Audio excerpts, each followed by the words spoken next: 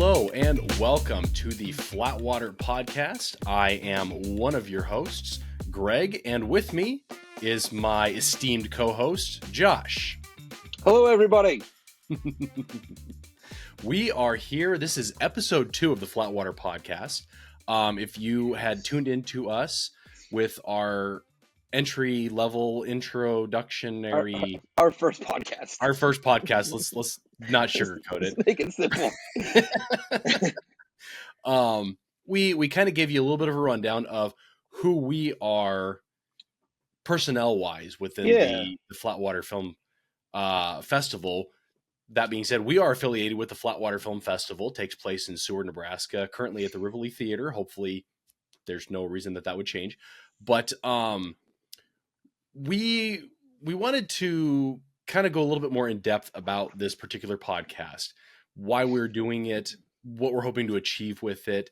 And yeah, so really what this podcast is about is, the Flatwater Film Festival is out there to support the filmmaking community for the state of Nebraska. So we want to be able to show films over our weekend that range from weekend warriors who go out with their friends and make a film for the very first time up to filmmakers that have been doing this for decades and have budgets and actually know what they're doing for the most part. We want to make sure that all of those people have a place where they can submit their films to see them on the big screen, to network within those people, and basically just celebrate Nebraska filmmaking. And go ahead. No, keep going, my friend. So with this podcast, this is basically just another addition to the Flatwater Film Festival. It keeps us going throughout the year in a support system. So what we're doing is we're reaching out to filmmakers and allowing them to kind of share their story. I think while filmmakers are out there making stories, the stories of how they got into film and why they're making films are just as fascinating as the films that they're putting on screen. So we want to be out there to help support them and allow them to share their stories and what they're currently working on or what they have worked on, their experiences with the Flatwater Film Festival or other festivals that they may have gone to, things like that. So that's part of the reason for what we're doing with this podcast here. Yeah, so I mean, it's going to be mainly just an interview style podcast. Filmmakers, what we're going to mainly kind of showcase is filmmakers that have played the Flatwater Film Festival over the last 4 years. Have a really, really great lineup of filmmakers coming on the podcast just to talk about their journey in filmmaking and how they kind of approached their filmmaking style and their writing style and what they make and just their experience overall with the Flatwater Film Festival.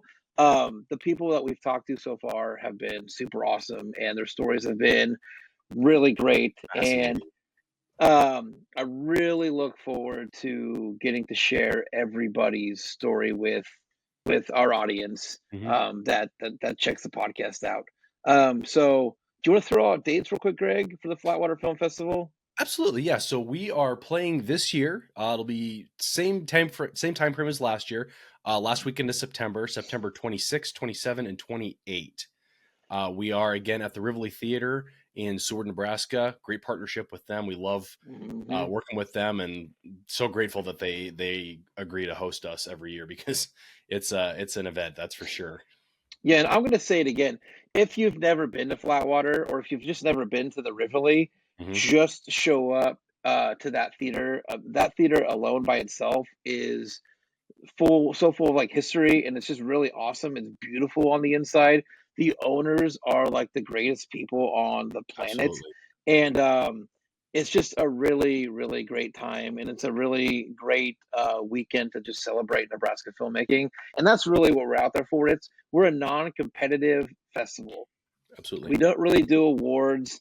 What we just kind of encourage everybody to do is to come out and support your fellow filmmaker and watch their film and start a conversation and maybe network a little bit and get some new groups together or invite a new filmmaker into your group to just open up open everything up for for all filmmakers to participate in the festival in filmmaking. So that's a big part of that festival is Mhm. just celebrating everybody's achievement because it's hard to make a movie, man.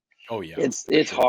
hard. So everybody out there doing it and finishing their films, big big claps to them because Kudos. it is tough. So real quick because we want to get to our interview Yes. because the one we have coming up here is really great. It's a really great group of people. Submissions are open. Mhm. Submissions are open for Flatwater right now. Film Freeway, Flatwater Film Festival. It's free. It costs you nothing. Go Free. in, yeah, free. Go in there, Free. submit your film. So it costs you nothing just to jump in there and hit that click button and get that film submitted, and then come see us. Come out and see us, and come see your film on the big screen that you work so hard on, and then come talk to us and come hang out with us. So, um, real quick too, on top of that, couple really cool things that are coming back to Flatwater this year that we're Yes. doing again. We Yes. did it last year. We're going to do it again this year. We don't have dates yet, but those dates will come, and we will announce those as soon as Mhm. we get those dates submitted. The 48-hour film challenge is coming back to Flatwater.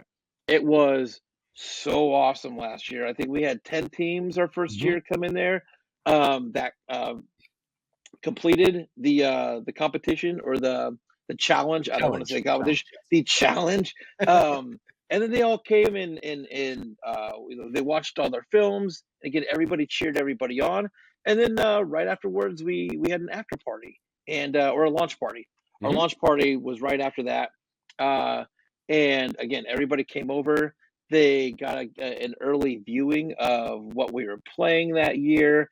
They got to network a little bit, talk about everybody's 48-hour film challenge. It's just a really great time. Again, those dates aren't um, cemented yet, but they Right. will be announced as soon as we get those plugged in.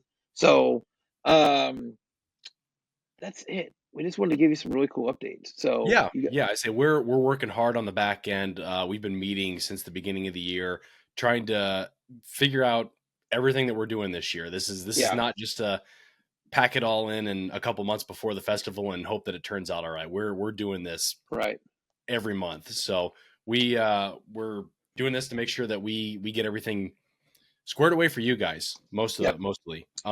Year 5. So This is year year 5. Yeah. 5 is going to be a big year for us at Flatwater, Oh yeah. and we just want everybody to come be a part of it. So Absolutely. So that being said, let's jump over and meet with the crew at Four Lights Films. All right, we are here. We have our first interviewees. Interviewers, we're the interviewers. You're the interviewees. My apologies. We are here with our first interviewees. This is Four Lights Films. Did I say that correctly? Yes. Perfect. Okay, we want to make sure we're not alienating you right out of the gate. We have Katie, Brenton, Ian, and Peyton here from Four Lights Films. Thank you all for coming in here and chatting with us on the Flatwater Podcast. We really appreciate it. Thanks for having us. Yeah. We're very excited. Absolutely. Good. So we're just here. We're going to talk some film stuff. Really, what we want to do right out of the gate is just kind of find out how each of you got into your own filmmaking career. So whoever wants to jump in. Oh, it's okay. It's an interesting story. We all actually got into it at the same exact time. Because yeah, all at the exact same time. Three of us went to college together, and then Peyton, Ian, and myself, and then Breton is still with Peyton at the time, and still. But Peyton and I did a stage play together our senior year of college, and it was called Dancing with Georgia, and it was a really meaningful piece for all of us. Yeah, and so when it ended, I was kind of like, I don't feel complete at this point, only having a theater background, all that stuff. It just felt very empty. And I was walking around a lake with the director of the stage play at the time. Peyton was the stage manager of the play. And that director goes, well, why don't you make a film? And film was super low key at our university. It was a very small thing. It was a theater heavy university. But at the time, I was like, perfect. we can do that. What, like, why not? You know, I was like, that's a genius idea. And so I went to Peyton and I was like, dude, do you want to make a movie? Do you want to like direct the movie? And I was in the play, so I was going to be the same role that I played in the stage play. And they were like, sure, we're graduating. I don't know what a movie is. I know what a movie is, but I don't know how to make one. You know? Like, how hard can it be? We didn't know. About We that. didn't know, but we went around and we got the whole cast but one actress to come back. And the only reason that one actress couldn't was because she lived out of state. But that summer after graduation, we got everybody together and got Ian on board here. Ian was just a photographer at the time. But I remember I went up to him and I was like, hey, do you want to like record this movie? And Ian was like, yeah, you know, that sounds really fun. And then at first, Ian kind of, you can tell you was like your little, we have a funny little story with Ian. It's like Katie was saying, I was taking pictures for Dancing with Georgia. And after the project was done, I got like a text message or a phone call. I was like, hey, you know, we're trying to do like a film for Dancing with Georgia. We were wondering if you could like pick out a camera for us and like get some equipment kind of set up and like meet us here at this time and like we could talk about it. And so I found out like, hey, like this is a budget friendly camera we can afford right now, all this stuff like that. And I got there and we're all talking like, this is great. This is awesome to start with. And then I was like, well, this is really cool. But like, could I also be part of this? Like, could I film this too? Like, can I do this with you guys? And they were like, yeah, Ian, this is what we thought you were doing. It's funny because the whole time we're sitting there and I'm like, I thought he was on board. Oh my God. I'm like, yes, of course you can join us. Holy shit. You know? But perfect. It worked out. And then once we were like, a midway through the process, we all just kind of decided, we're like, wait, we should like put a name on this. And we came up with a bunch of names and eventually landed on Four Lights Films. And we made a website and a graphic. And then after we finished that film, we were like, let's do another one. Yeah, and we never looked back. And we never looked back. And the rest was The history. rest is history. It was to get better and better experience. You know, it's kind of what we decided. We were like, you know, if we just keep doing it, we're going to learn something each time. They probably won't get worse. They probably won't get worse. So, Exactly. I'm going to follow up real quick, Greg, because this sparked a question in me. So Dancing with Georgia was a stage play. How did you guys adapt that, and how did that kind of transition to film? So I was the writer of the stage play too, and the writer of the screenplay. And when it came to adapting, adapting was interesting because I never fully adapted one of my scripts before to the screen. I'd always been told I was a more cinematic writer when I was a playwright, because I wrote a lot of plays in my university career. And they were always like, oh, you're really good at cinema writing. And I was like, I don't have access to a camera. Stop telling me that. I can't do that. I want to do the thing I can do, which was stage. That was access to me. And then I was kind of like, okay, let's channel that. And so the main differences between the stage play and the film is, even though they run about exactly the same amount of time, 90-ish minutes, the film has scenes cut and then it has lines reordered to make more sense for a cinematic purpose. So quite a few scenes are cut and cut way shorter. But then the stage play in and of itself goes out of sequence in timeline. And so does the film. And the counterpart of the film also is get pieces of memories out of order. And so those memories show up in a different out of order sequence than they do in the stage play counterpart, if that makes sense. So they're all there, but the way they are given to the viewer are in different sequences. Right. Cool. Very cool. Where can I ask? Did you guys go to college? We went to Nebraska Wesleyan University here in Lincoln. Wesleyan. Okay. Yes. Yep. That makes very sense. heavy with theater and very, very, very good at theater. And it was only during COVID, because we were really lucky during COVID, Wesleyan still did live theater, and that was awesome. Not a lot of universities got that chance. We had people like I think there was a committee at the time to bring back live arts. Okay, I don't know why I'm looking at you. There was a committee at the time to bring back live arts, and our operations manager was a part of it. So we were kind of test dummies to try that. And so we got to do live theater right away. But on the flip side of that, they decided to open filmmaking for if you were willing to do it with what they said was little to no professor help, not because they didn't want to, but because they didn't know how. Sure. Or like my directing professor was super upfront. Way before Dancing with Georgia, I did a film for class when I was 20. And like I was like just going for it. He goes, hey, I'm so proud of you for taking that leap. Just want to be upfront with you. I can't help you just because I don't know how to help you. Yeah. And so you're going to learn by experience. And I said, and that's kind of what we do, I guess. So Turned that's to me, how I it was goes. like, I didn't even. Yeah, I don't know why I looked at I you. don't know. We weren't even friends then. Yeah. Well, no. No. I don't know you. No. And so with this newly found interest on this, you jumped right into a feature film. Yeah. First off, bravo. Yeah. We did Thank we you. did that same thing, and we crashed and burned hard. So whenever we talk to up and coming filmmakers, we say, do not ever start with a feature. That's a terrible Right. idea. Right, for Right. sure. We didn't have a clap. But It's you guys helpful did it, to have and We had an iPad app. And we didn't would even go. use a clapper. We didn't know what There a you clapper go. was. that's so incredible though, because you know when you get to people that are kind of in our realm, you find these little nuances of things like that. And like when we got our first camera, we had no idea what like panning, tilting, and all that. It was just like, hey, walk sideways and do this and all that. Yeah, it was So- just like, it's like, what if you like run really fast and I run with you? Oh my Yeah. God. It's perfect. Exactly, and then you put it on your editing machine. You're like, wow, that was a terrible idea. Terrible. The amount of times that we've used your car That's true. and Oh, had that's somebody true. running. It's Yeah, perfect. It it works does really work. well. Exactly. That's true. So, okay, so you obviously you had the script in place. You had it mended for, I shouldn't say mended, amended for shooting theatrically. What was going through your minds as you're setting up to like go through pre-production and then full production on this feature film? Personally, Go like, I didn't like think much. I didn't have any idea what kind of a beast we were getting ourselves into, and so I didn't think much of it. Peyton and I were working at the same job at the time. We got off work at 5. We'd go meet on set, and we just kind of like started filming. We had costumes in a big tote. Yep. Oh my God, yeah. We had a big tote of costumes that lived in the back of Katie's car. I forgot about that. And we And- wouldn't even like costume before. No, it we wasn't. just grab It clothes. was. Yep. Have you worn Yeah. that before? Okay, great. Put it on.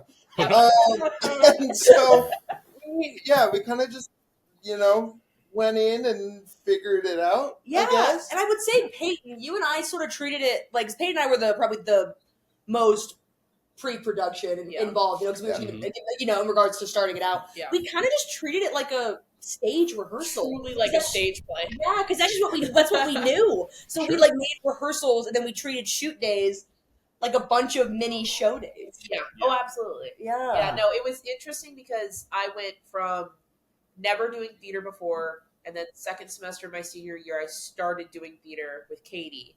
And so I'd only done stage managing for one actual show and then one act. And then all of a sudden I was directing this feature film. So it was kind of just like Googling a lot and being like, Yep. how do you direct? Enter. The processes too were so long because like my approach to directing is very stage play oriented in the sense that stage play rehearsals are so drawn out and so long. You rehearse from like 5 until 11. the theater, until the theater closes. And Mhm. so having that much time for a stage play rehearsal or for a feature film rehearsal, you end up with a lot of extra time to just kind of sit. So that was definitely kind of like a change of pace, learning when to schedule, when not. And it was interesting too, because we were kind of lucky, I think, with this first film, is that everybody except one actress had done this before. Yeah. They Everybody had was worked on the comfortable. play for months, and then they put on the play, and then so when they were filming it, we didn't have to spend as much time as we do now. Now that we're like, we actually know, not actually know, but like have a better understanding of like new scripts and pre-production, all that stuff. But at the time, we kind of got to skip over character development because Yeah. they already had it. Yeah. We didn't have to spend as much time as we do now. And I think that was lucky for us for our first ones. I think Yeah. that would have been Well, a lot the first time. And what's been really, really interesting has been seeing people that we know as stage actors and trying to get them to understand that you can act differently when there's a camera in front of you. You don't have to Yeah. cheat out as much. You don't have to, He is loud. because we're going to get different shots and we're going to have a microphone Right. on you. And it's really, really interesting to see that. We've worked with several stage actors, and I think in our first couple of films, we I feel bad for our poor sound guy because you're like, you don't Yeah. have to yell, the mic's right there. Right. Yeah. Yeah. Yeah. That's, Exactly. Oh, funny. How did you guys? Yeah, how did you guys kind of come up with your kind of your roles in the group? Like Peyton directs everything, and Katie, you kind of write everything, and Ian shoots everything, and Bretton, I believe everything I've seen you've been in. So how did all those kind of roles kind of come together? I think it was pretty natural. Yeah. I think it kind of just fell into place because Katie had been writing all through college, and I think it was just kind of like normal, or it just felt natural for you to take the producer role. Yeah. You know, because I was like, you understand the most about film as someone who had made one. True. And so I was like, the one. I was like, here you go, you can have it. And Thank then with Ian being VP, truly, the stuff he does behind the camera, even when he was just taking pictures for stage plays, is so incredible. True. That it was like, duh. Like, that was like easy. Easy money. And he also, truly, out of all of us, he knew what a camera was. True. Yeah, If we would have had to pick it out, I don't even know where to start. We still I don't don't pick even stuff know. out. No. still don't. Send us the link. I do say that. And with me taking on the director role, it also, again, was kind of natural from Georgia, Yeah. Dancing with Georgia, just because I'd worked so closely with all of the cast who were going to be in the movie that at that point it just kind of made sense. And then I guess we never looked back. I guess I'm doing an okay job. And then Bretton, as our production assistant, is kind of just runs around and does whatever we need them to do. Pretty much. Has done sound, Editing.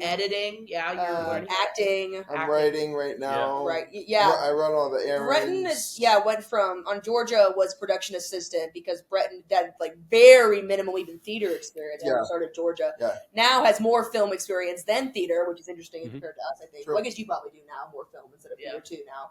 But Ian and I have a really heavy history in theater, but now Bretton has been able to be the one that's like, okay, we need somebody to do this. You've got it. Yeah. You're up. Jack of all trades. like went Bretton's from on it. assistant to production manager now. Yeah.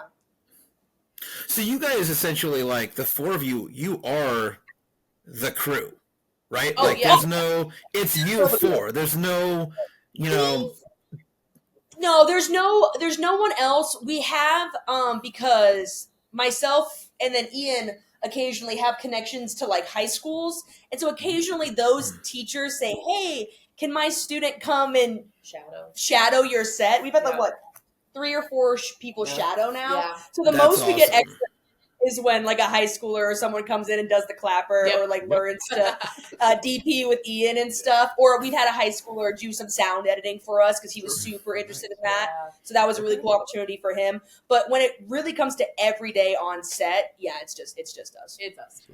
That's awesome because nobody, not a lot of people are open to that. A lot of groups are like, this is our core group, and they're not willing to do the extra work to let a younger person or a new person come in and give them something to do. So it's very awesome that you guys are doing that. That's great. We have a great time doing it. I mean, especially one of our high school students really got to like film some scenes, and thank you for her with Ian mentoring her. And that was really cool. That was actually so much fun. Yeah. Like showing them kind of like a really personal rig, because they had gone to a couple different like classes where different professionals will show them this stuff, but they get more familiar with the equipment. And then so when we worked with her and she came on our set, I was able to actually strap her into all the equipment, and like she got actually different pieces, and to see the smile on her face was just so much fun. I got some really good pictures of that day. That's awesome. Like one thing that we've always like believed in, and it's always been a big part of our mission statement, is that we believe that anybody can do film. We've always believed that no matter what your experience level is, we want you on our set. If you know more than us, we'd love to learn from you. If you don't, we'd love to teach you what we know. Yeah. That's always been a huge part of what Footlights is. That's awesome. You guys are like your own little personal mentorship program, and that's so huge, especially in this day and age where, I hate to do a small history lesson, but when Josh and I got started, we're old. There wasn't as many people that were trying to get into film as there are now. And it's so much easier to get into film that trying to find somebody that can actually give you that experience, because you can sit on YouTube for hours upon hours and that's not going to give you the on-set experience. You're not gonna understand what all's going on there. So you guys are doing some great stuff, and that's so awesome. That's incredible. Yeah, that's really cool. Excuse me. So you've got you made Dancing with Georgia, which was a feature, I-21, which was also a feature. I believe you have 2 other features you're either finishing and working on currently. Is that correct? Yes, we have Thank You for Her, which is our third feature. Third feature that has fully produced. Yes, that has premiered at our own premieres, because we do our own premieres, Four Lights premieres and whatnot, and is out currently in the festival circuit. Thank You for Her is. And then we're in filming of our 4th, which is called Left Down Raven Street, and that one's being filmed right now. And it's so awesome. and it's a feature It's as so well. cool. It's so cool. What's your drive towards the feature? Is it just, do you kind of just write the stories and let it unfold as it does, or do you actually set a goal like, I want to do another feature and that's what it's got to be? I would say we're just like, I think the best way I can describe it, at least from a writing perspective, is going to Wesley, bring it back in college and whatnot, was the whole like push. I mean, remember when I was like looking for schools as an aspiring freshman, was like all these other theater schools, and Wesleyan's big thing was do as much as you can, as fast as you can. And the reason it sounds not the greatest when you hear it out loud, but I really resonated with the way they said it, was because they said quantity, not necessarily quantity over quality, but if you build your resume and you keep going, you are only going to get better. And push yourself to as far as you can, obviously in a good range, but it was like, just keep going. You have the time, put the work in that you want to put in.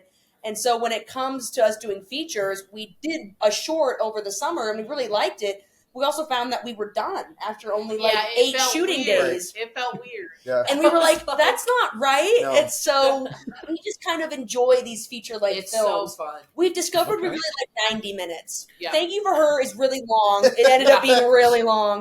And it's like 2.5 hours. But our golden sweet spot is doing 90-minute films. Yeah. Okay. So you guys are kind of into the production side of it. You enjoy the journey of making the film. Oh yeah. Yeah.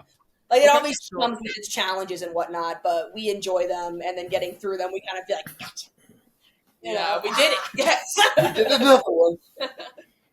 That's awesome. So can you kind of talk? Sorry, Josh, were you gonna say something? No, you're good. Keep going, my friend. Okay. Can you talk a little bit about your pre-production process? Obviously, you've got people you need to bring in. You've got your own little crew there, but talk about your pre-production process. Okay, so starting from like the get-go, I normally come to Katie with like a weird, outlandish 1 sentence, and it's like, what if we did this? I think the big part was like, lesbian coming of age. Yeah. And I said, go. And then she writes it. Okay. And then we sit in my apartment like almost every day for like 2 weeks. And she just says, read this. And she shows me her computer and she says, is this good? And I say, yes. Yeah. And then she keeps going. It's true. And then once we have a script, we do a read through as our team. And we say, this is good. This works. Let's work on this. Let's change this. And Ian starts to kind of develop his shots and that sort of thing. And then we start casting. Which thankfully we've had a pretty decent run, knock on wood, with casting. Sure. We've seemed to have a good concept. turnout, which is nice. We do casting, we do our audition process, which we open it up to everybody. We just post it on our social media, which is nice. Once that's cast, we do our read through. So in those periods of time in between where we're waiting for stuff to come in, I do like deep dives. Especially with Katie into the script. The costume is a big day. Costume is a big day. We start at like 5:30 and we go until about 3 a.m. We just do it all in one day. Then we write what we don't have. And Katie and I just go and we write everything we don't have. So then that's just done. That's kind of big- nice. We'll tag the scenes, and then they live in our little Four Lights closet. That's one of our big Amazon days. It is. Yeah. And, well, Amazon, I know a lot of Goodwill. Goodwill. Love Goodwill. Yep. Oh yeah. Or you'll make Pinterest boards, and then I'll just go shopping and go for We do it. Pinterest boards, and then I work with, we have a few people some of our actors like partners, or just some of our actors, I'll create a vision board for like hair and makeup, and then they'll come to me and say, that doesn't make any sense, and I say perfect, and then we change it. And then we make a plan for how we're going to get that done, and who like styles we need to do. And a big one that my dear friend Katie loves to implement in all the movies is special effects. So we figure that out. We haven't had a single one without blood yet. Not even like in a dramatic way. No, like, every single movie we've made has. Well, it's dramatic, but like, yeah, we haven't done like a horror or anything. But somebody always gets hurt. What? What? We haven't done a horror? No. Oh, horror. You're right. What horror are you thinking of? Oh no. But yeah, so that's kind of my pre-production process. We have like a whole Google Drive full of just random folders that I make with random notes. And Spotify playlists. Yeah. Spotify playlists, yes. Every character gets their own playlist. Peyton tailors to that character. Yep. In the Enneagrams, they take that. And yeah, I the make Enneagram. the actors take the Enneagram test as their character, and then we talk about how that applies. There's like this one artist who has like an Enneagram like album, and we talk about what song relates to it. But yeah, all the actors get a tailored playlist for their character that we don't come up with. I come up with during their character conferences. So that's really cool. They're public on my Spotify profile. If anybody wants to see what's going on there. But yeah, no, that's kind of my process. One thing we also do, so we also like consider like equipment. So all the equipment that we use in our production is completely we own. Yep. And so usually when we go from project to project, we either try to upgrade or obtain or see what we could improve on. Like I remember like reading back then is like if you start out with your production company trying to buy all the best thing, you'll go bankrupt. So you really just kind of want to buy at the level you're at and then improve over time. And so we get pretty good at that. Yeah. So I would consider like with our progression from film to film, we've been slowly adding things to like where we need it. Like, we want to try out these new shots. We'll probably need this level of equipment. We want to improve our sound from here to have like, less echo and more reach with our shotgun mic. And yeah, that's pretty much it when it comes to equipment. Yeah, we try to be more versatile about what our stuff can handle. Yeah. So every project we try to upgrade at least an aspect. Yeah. So I know with Left Down Raven Street, a big thing was audio. That was our big We push. invested in a new mic. Our other mic was 10 years old. Yes. Well, yeah, it was old. It did the job. It was struggle in certain like harsher environments that it was just harder to mix with. Yep. So. For sure. Yeah. One of the most difficult things that filmmakers deal with is finding locations for their films.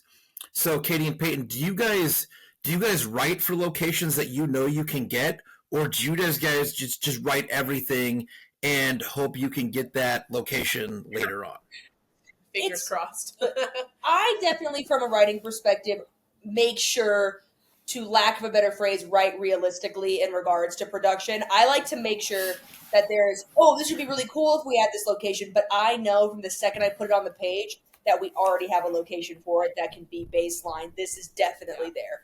Like a majority of our scenes is shot in Ian's home, which is pretty. We've been able to like change it up for each movie, which has been nice because Ian's roommates are totally fine with us changing their home. We usually have like a day before shooting starts, and we just like come in like a construction crew. We paint walls. We painted the cabinets. Oh wow! Yeah. Oh wow! To make it look different, and like we completely decorated the room. It's basically like a studio They demo space. the walls too and make new walls. We did not do that. Rip new down the bedrooms. house. We did that. Do lighting fixtures. That's true. Yeah, that is true. Wow. That's true. Pictures is true. Yeah, but we have like 2 or 3 places we know, like houses wise, that we can shoot at without an issue. Right. And then everything else is kind of just. Ian and Breton grew up in Lincoln, so we kind of go off their word and being like, this would be a cool spot to shoot.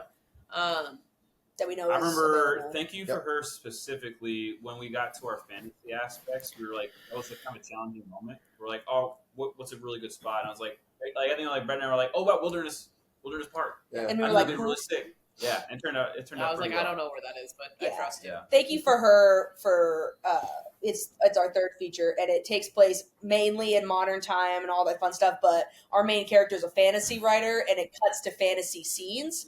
So each character has a fantasy counterpart that represents a different aspect of the main film going on. So that's what Ian means by fantasy scenes, is he found this location in Wilderness Park that worked perfectly for just trees and pretty. And it didn't look like it was in reality anymore, which we felt was really important to not be like, oh, because I remember, I'm not jumping on this, but for that film, when we had these fantasy elements written in, I was like, oh my God. Not that there's anything wrong with this, but I really didn't want to look like LARPers in the woods. That was a concern, you know? Like, not even a bad thing. The vibe of the movie. It was just that could easily take away because the fantasy scenes were so heavy in drama. And it needed to be so immersive. It didn't want to take anything out of it. Exactly. So I was like, Ian, this has to look good. Like, it did. And those costumes were made before any of the modern costumes. Everybody was like, Katie, why are you getting the fantasy costumes now? No, fantasy was first. Yeah. Because that was the hardest thing to do. So it turned out. New. Because there's so many layers. Yeah. There's so many layers. Yeah. It was pretty sweet. But it did. It turned out good. I'm excited for the YouTube release. Yeah, that'd be fun. Yes. That's awesome. So two quick side questions. Ian and Breton, you said you grew up in Lincoln? Mm-hmm. Yep. You went to high school there? Yep. Yeah. Where'd you go? You go first. I went to North Star. And I went to Northeast. Yeah. Northeast. Oh, so we got 4 different high schools represented here. I went to Lincoln East. Hey. Oh. That's crazy, y'all. And Josh is a Knight. Which one? I think Southeast. that's, Southeast, yeah. Yep. Represent. No, that's... I don't know.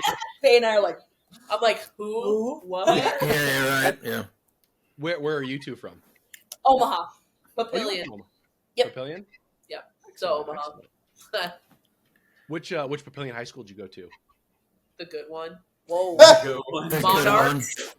Oh, no. South. Did you say South? That's No, crazy. I didn't say South. I'm sorry. My bad. What the? That's crazy. I might need to excuse myself. And my second quick question, Ian, what are you currently shooting on? Oh, we're shooting on a C70, a Canon C70. Yeah. Jealous. It's pretty, what about you? What are you? Yeah, what do you guys? You. That's awesome. How cool. Yeah, what do you guys shoot with for your guys' stuff? We just shot a short out in Seward. It's my camera. What do I have? Me. Literally. What is it? I was like, thank God I don't know. Ian. 90D, Canon 90D. Good Lord. Canon 90. I don't know why I forgot that. Yeah. But yeah, it's exactly you work with what you're able to get to at that point. Yeah. Right. You guys were responsible because I'm sure you didn't start with the 70C or the C7. No, we started with a Canon Mark 50. Yes, a Mark 50. Yeah. That's still pretty good. Yeah. Like, No, Yeah. It was something When that we- we could all make work. Yeah. When we got started, we took out a $10,000 loan. Woo. Don't Wow. do that. That was for all the equipment. So, but still, don't do that. Look at that. Crazy. We weren't smart. It's crazy. We actually, all of our stuff is paid off now. Yeah, Yeah, there you that's go. awesome. Woo! Good for you. Good for you. That's huge. Our That is huge. loan was it wasn't a loan. No. Honestly. Yeah, we Yeah, literally were mine. just like, should we buy this? We Okay, did. just It was crazy. The camera itself has a story because, like, if you ever see how much that camera costs, it's so much that, like, UPS has to pass it off to you in person. And so, like, we had it go into one of our houses. I think it was, like, Brian and Chris's. Yeah, my And parents. UPS said it would be on that day, so we had to set it up. And then they left a note, and we're like, well, we missed it. And then, like, we'll be back tomorrow at this time. So we showed up. They didn't show up, and then they missed it again. It's like, we have And one they more only time. come. Let me say this. They only come 3 times before they send Yes. it back. But Yes. there's another layer to this because it was such an expensive purchase. It kept declining on the credit card because it thought it was fraud. Yeah. And so not Oh, only sure. did I have to contact the bank to get them to approve the message, they were going to send it back, give me a refund. I was going to have to contact the bank again, and I was was like going to a lose my mind. 3-week And so process. I camped out in the house. No. Yeah. I'm like Canon- sitting there like this on the 3rd day, and I'm like, it's not coming. And then like through the horizon, I see the goddamn FedEx truck, and I was on cloud nine. I was by myself because luckily your parents let me stay there when they were on vacation because their parents were on vacation. That's Yeah. why they went there. The house. I was about to leave. I saw that thing. I fell to my knees, guys. I was so excited, and the person was like, "Are you Katie?" I was like, "Yes, That's give it right. to me." Give me- And I give me did. now. That UPS driver was having, like, what is It's like, going what the on? hell? It was the last What's chance in I this had. box? And What's then, in this then box? I'm trying to talk to Canon too, and I'm like, what do like all this stuff? And he goes, well, what did you order? And I was like, it's a Canon C70. And the guy goes, ooh, That's a I nice can. camera. No, he goes, I can see why you're stressed. That's a Yeah. nice piece of equipment. Yeah. I was like, thanks. Thank you. Yeah. so much. Yeah, You're man. being so I'm on death's door. Thank you for that. Yeah, it is a nice piece of equipment. It I was love worth it. To this day, I hate ordering things. I'm You like, do. I hate It's it. horrible.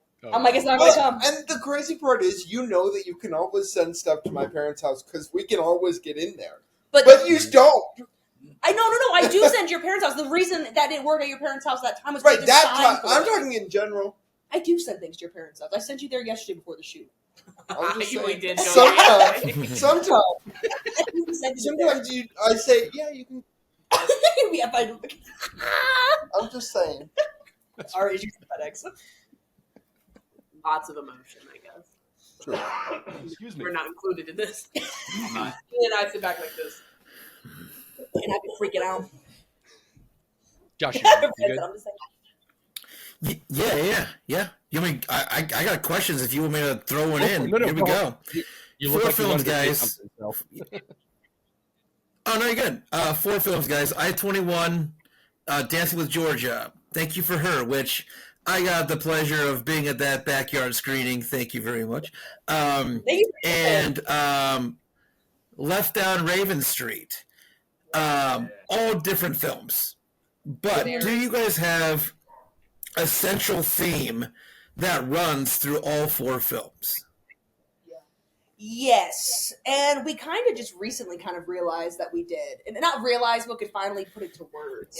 Yeah. And I would say, I'm trying to think of what we said. It was the thing, all of our stories are super character driven.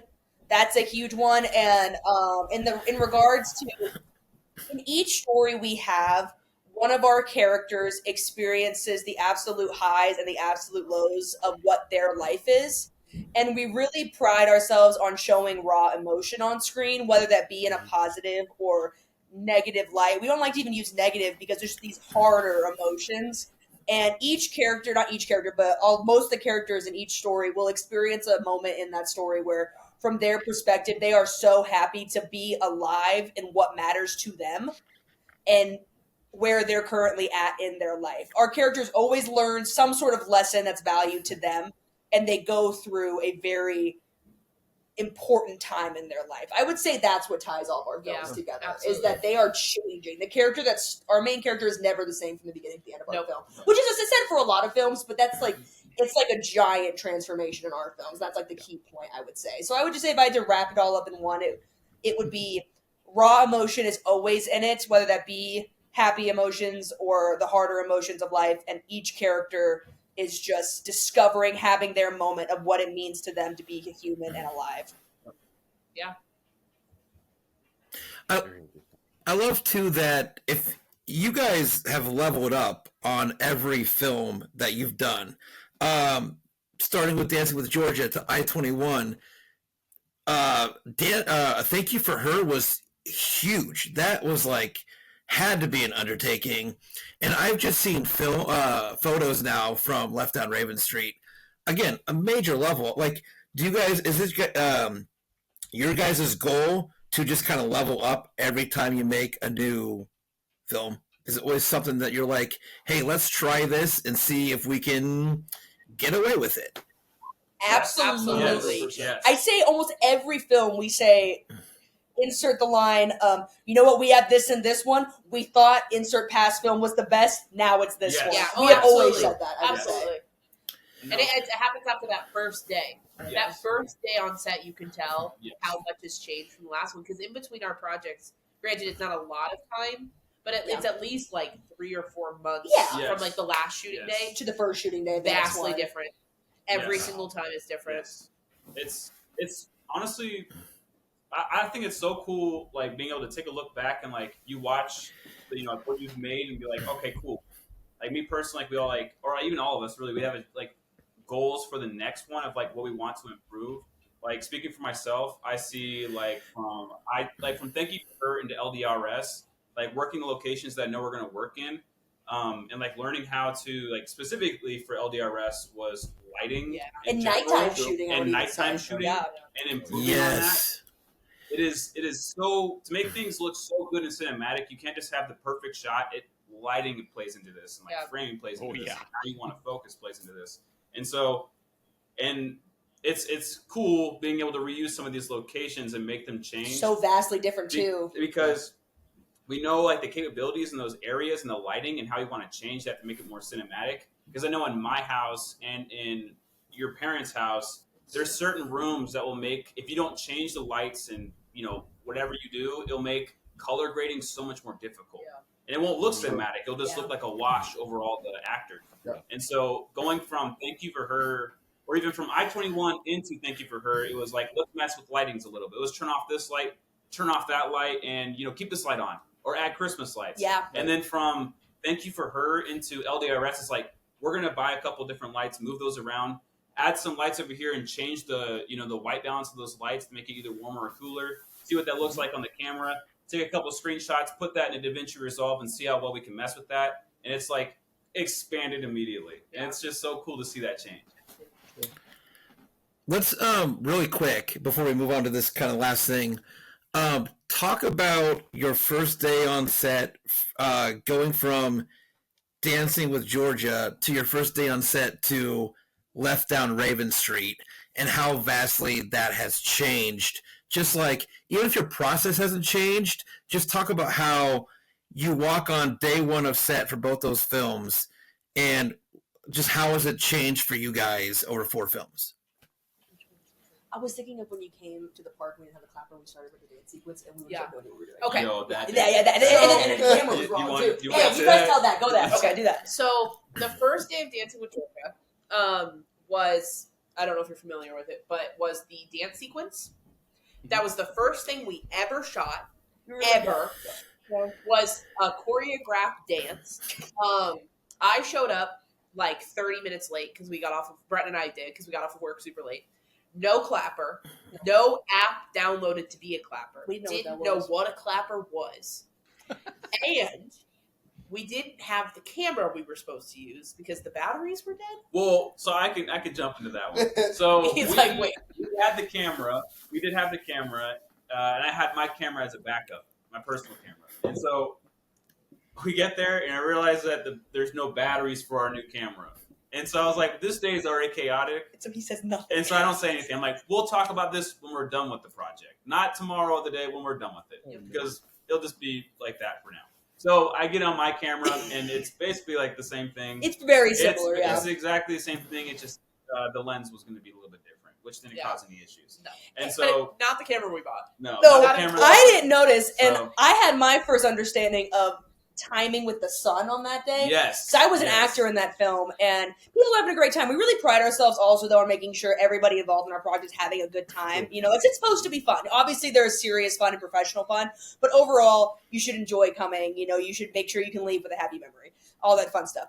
But they're all messing around, and I remember I looked up, and we're like trying to dance and stuff, and I see that freaking sun getting lower and lower, and I was like, oh my God. And I was like, we are screwed, and so I was finally I never went back to being upset about the sun. And but now we go on to set and we have it's a plan. Yeah. It's a plan. Because I even know, as embarrassing as this is to admit, but when we first started, I didn't know what scene was happening half the time. I was there and I'd say, what scene are we on? The fun nickname was director. What scene is this on? Yeah, that was our joke. Especially with Dancing with Georgia, it was so easy to not know what scene we were doing. So I was like, oh, it's these two people and they're saying this. Okay, I know what's happening. But now it's like we have call sheets. We know what's happening that day. There is an exact almost 30-minute of what's happening, who needs to be where. Breton has their PA badge. There's PA. We are so much more organized. I think that's the biggest thing, even if it's just advice I would give to newer filmmakers, is truly just be organized. Because as laissez-faire as it can be at the beginning, if you get organized, it's so much easier. And it allows you to have more. Well, and you're not rushing as much. And when you are rushing, it's to get cooler shots. Plan way more than you think you need to. Because you can always scale it back. start with a small amount of planning and try to implement more, it's so much more difficult. And I would say planning and what works for you. You know, like True. this planning, the way we set up and the way we plan might be a lot different from the way other production companies do it, but it works so well for us and it gets what we need done. Yeah. You know, so at the time it's like, why alter it? You know, like learning and implementing new things, but whatever works for you. Also, like on first day of set for Dancing with Georgia, coming straight from like stage play, I didn't know that my job was to be next to him. Yeah, no, So I was sitting at like a bench and I was like, Yeah, this looks so good, guys. Good job. And now it's like, we're right here. I kind of need to know what I'm looking at. Watching the monitor. Yesterday was so funny. Yeah, holding the monitor. I got videos. I have Yeah. some videos. So it's that Ian and I's relationship has Yes. completely changed Yes. too. Because when we first started, I didn't know who he was. We talked to each other. It was, oh, hey Ian. And now it's like we check in with each other. We're figuring our relationship out behind the camera, like team wise, like what I need to be doing, what he needs to be doing. So very, very different. I don't even know if I went to like first day of set at Georgia, I think I'd just giggle with everybody. That would be cool. I'd be like, what are you guys doing? I What's happening? I still remember the first day shooting, and I was like, "Yeah, I've shot like funny little like videos for YouTube with my best friend and other like goofy stuff for taking pictures." But then jumping straight into like, we're gonna make a film, but like we're not gonna do any dialogue scenes. We're doing basically a dance music number. video. With no music. With no music. That we were going to I was use like, in the film. This We got lucky. This is insane. The royalty-free music we played happened to match up with the it matched up choreography perfectly. We choreographed that song to Unsteady. by ex-ambassador, right? Yeah. Yeah. So the dance sequence in Dancing with Georgia was not choreographed to royalty-free music. No. Katie and I were in her office at work one day, and we were like looking like this, trying to find music, and all of a sudden, like a light showed from the computer, and it's the song. God was forgiving that day. It's crazy. We've grown from that. Sure. Peyton, do you sit behind? I'm leaning into the mic. I'm going out of focus. That's weird. Do you sit behind in a video village, or do you like to be right there in front of the actors, just watching and make your adjustments like right in the moment, or do you sit like in a video village, kind of behind a wall? No, I'm like right next to Ian. When we have a video Okay, village, I will stake my claim. I'll have a comfy chair in it and be Never away. come out. And never come out. I'll have a nice little fridge in my village, and it'll be so nice. But no, right now I'm Right, like just expensive directly in behind the Ian. village. It's nice. He There- kind of focuses yeah. on the little screen on the actual camera, and we've got a nice little monitor, so I watch that. Cool. We're hoping with our next feature to get a transmitter, so then I can open my village up personally. Right. You're very involved with Very the good. characters. And Oh, yeah. Extremely involved with write that down. Write that down. Video village. Write that down. Okay. Never heard of that. That was Greg, you want to take us home? Take us home, Greg. Last question. Take us Greg. Unless you have more questions. Where are we going? Not Going moving. under the bus here, apparently, but that's all right.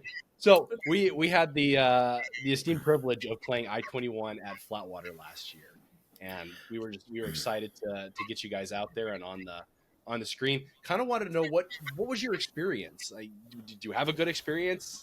Or did you suck at what we were doing? And it's, just to preface, it's not a pat ourselves on the back. We just really want to know how we're doing so we can get better. Yeah, just like no, like how was your screening and like your after party experiences and just kind of the overall, because you guys were there for most of the weekend, I think. Yeah, we were. So that's a long weekend in Seward, and it's a nice little place, but like. Walking into your screening and into the Rivoli the first time, into the after parties and all those things, what was that overall kind of experience like for you? What are you going to say? Do I have to screen it after first? I'm just gonna. I have a thing I wanted to say. You go first. I've never been to a film festival, but throughout college, I went to a lot of conventions just in my major. So I was pretty used to like the big groups, the after parties, that sort of thing.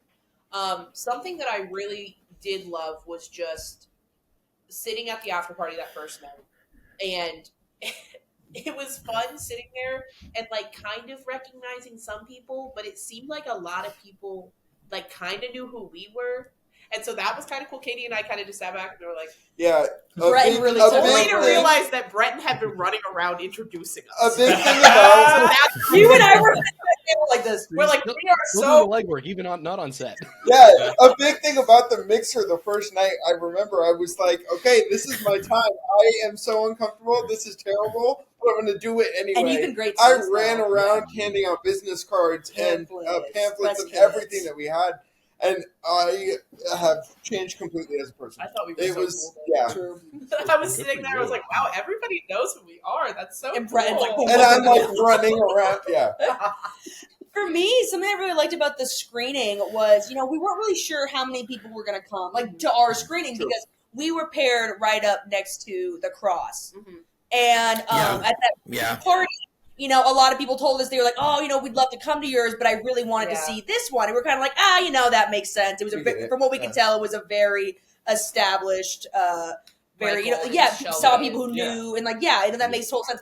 But when we went in to our theater, Yeah. it was packed. And we had to like find spots. Yeah. I was like, this is so It cool. was a pleasant surprise that it was enough people that were interested in both. Because I wasn't Yeah. expecting that. I was going to be happy if it was just us and a few other people. We but were, no. yeah, we were shocked that we were like, we might not be able to watch our movie, guys. So that was really super fun, Yeah. and it was really cute. There were some people behind us specifically that were talking during the film, but in good way, where they were like, "Oh no," they were like, "Yeah, that's happening there." Yeah. Oh my god, or like crying or something, and "Oh, I see that," and very invested. And at the end, when people came up to us, congratulating us, I could tell they were like, "Oh my god, the filmmakers were right in front of us the whole time." Yeah. And then some people actually came up to us after and talked to us and came to the thank you for her Yeah. screening because they liked the I-21 Yes. so That's so awesome. we were able to make a connection with those people. Yeah, and they're still like active on our social medias and Yeah. everything. Yeah. So, It was funny. I was sitting next to you, and we hear them be like, "Oh, it was Yeah. him," and I'm like, It started out, and I turned to Katie and I went, "Oh my god, they're talking about us." and I looked straight forward the rest of the movie. I was like, I can't even interact with Katie. So that was a really cool experience. I think Yeah. being able to hear truly unfiltered remarks. They had no idea we were right there. right. Yeah. And it was cool because we put on our premieres in the backyard of Breton's parents' house, and it's Shout out. and it's so Shout out fun Brian. and nice. Right And it was there. so cool sitting in a theater and Mhm. having the sound, True. and, seeing it on the screen, and being like, In a movie theater chair. yeah, Because this is we've like never- a movie. It was We've never surreal. had that It was very before. surreal. Yeah. Yeah. Oh, And it wow. felt cool, like when people clapped, and Yeah. it felt Reacted so. to stuff. Yeah, Right. it was like, yes, These I are wanted them to react. these aren't people that are like mostly just our friends and family that Yeah. come to support Yeah. us. It was just really cool to see people who were like, I'm we don't know genuinely who they interested are. in what's happening. Yeah. Right. It Yeah. was really cool. That's fantastic. Fantastic. Did you guys have a good networking kind of experience there with the two different events, Friday night and Saturday night? Did you guys find yourself getting kind of around, and were there people kind of coming up to you and asking you questions? Was that like the networking events like a good experience for you? I would absolutely say so. I'll even say this though. Breton did a whole lot of the heavy lifting because Carried Peyton the and ship. myself, Ian was able to come for our screening, but then had a prior commitment on different days. But Peyton and I were very tuckered out We had because just- I was editing Thank You yeah. for Her at the time Oh, and sure. simultaneously writing Left Down Raven Street at the exact same time. And so by the time we got to Flatwater, I was like, Yeah, and I was like, please. You want me to sit in a dark Brett room just- and watch Katie movies? was on Katie duty, and Yeah. so I was like, one of us has to do this, and I guess it's me. and I'd say you did a really good job. We got a lot new Well, followers, a lot new I- connections. The big thing was that first day, we were so, there was so much like exhilaration, like getting to Seward. It's driving there and being like, okay, let's do this. We got there and like, oh my gosh, we're so nervous. Yeah. And then we had that first night. Breton really, really did carry the ship. And then that second day, it was so much easier when people were like, oh, you're 4 Lights, right? And it was like perfect. Yeah. Okay, we've already got the connection. Right. That's how we actually is the one that introduced us to Michael White and Shelby. Yep. Uh-huh. Yes. Yeah. Great. Had us on their Their podcast. their Depth of podcast. Field Depth of podcast. Field, Yep. yeah. What, a month or two ago? Yeah. So good connection there. But yeah, no, I think the networking, we got to meet a lot of people. That's awesome. And there, Good. a lot of them are Good. contacting us too, which is nice. I'm Yeah. excited to see them at next year's festival. Yeah. So. I remember Friday night. Friday night is the night I caught you guys. And I was at a table kind of right next to you guys. You guys were closer to like the fire pit on that Friday night, and I kept looking over there because I wanted to make my way over there and like talk to you guys because I hadn't met you yet. And I kept looking over there, and I kept catching Peyton's eye, and because I kept staring over there, like I'm gonna make my way over there. And Peyton had this look like, why is that weird dude looking over here? Like, why is it like? I mean, Well, at that point, I thought we were. What are you doing? I thought we were like top. Well, everybody knew who we were. And Brett like, was like look over there. The Like- VIP section. I was like, "Well, come say hi if you want." But yeah. like, since it was our first time and our first time like in like any sort of public film arena, it was very much like we don't know who anybody is, so he might be part of the festival, but maybe not. He could Like just be we looking because really we look weren't weird. sure because there was some people, I think that night that were not like part of Flatwater, but they were wearing Flatwater shirts from previous years or whatever it may be, or and I was just like, I don't really know who anybody is, so I'm just gonna go say hi to everybody. And it worked really You know? well in our favor. Yeah. Yeah. We brought the press kits and stuff. Yeah. Yeah. You really, Yeah. Breton really did carry the weight that day. Yep. Yeah, I was. I just sat and I ate Wow. chips and salsa, and I made You sure did eat Katie. yeah. True. Brett was like, "Do you want to go talk to somebody?" And I was like, "Oh, I don't I think don't know if I can. Well, it was very brief, but I was very excited to get over there and have a conversation with you guys and about I-21, but also, you know, being able to see Dancing with Georgia and just have a short conversation with you guys. It was a really great it was really great connecting with you guys on that Friday night. So, yeah. Anything else, Greg? No, I mean, if unless you guys have anything else you'd like to share, otherwise we'll have you share your plugs so that way people can know where to find you and how to contact you or watch your stuff, and then I was we'll. just gonna say, check us out on Four Legs Films on all socials, and then YouTube as well. Yeah, We have 2 of our features, and then a couple fun little videos, and then we have a short series that we've been working on the past 2.5 years too. So, Oh, cool. Very cool. so yeah, Well, thank you all. Appreciate your time. We appreciate your stories. It's great talking with you. I look forward to talking with you at the next Flatwater event. Yeah, or we'll see you Definitely. there. next time we happen to interact. This has been great. So thank you all. We appreciate it. yes, Thank you, guys. Thank you. Thank you. Thank you, guys.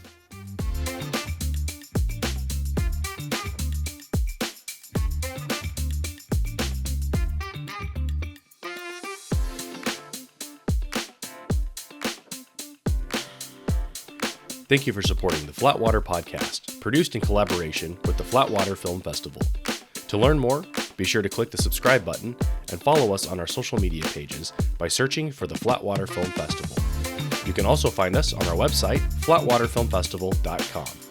The 5th annual Flatwater Film Festival will be hosted at the historic Rivoli Theater in downtown Seward, Nebraska, September 26th through the 28th of 2025. The Flatwater Film Festival is a 501c3 nonprofit organization created to celebrate Nebraska filmmakers by providing a non-competitive platform to showcase their work, developing, promoting, and providing support for a stronger filmmaking community and fostering the next generation of Nebraska filmmakers.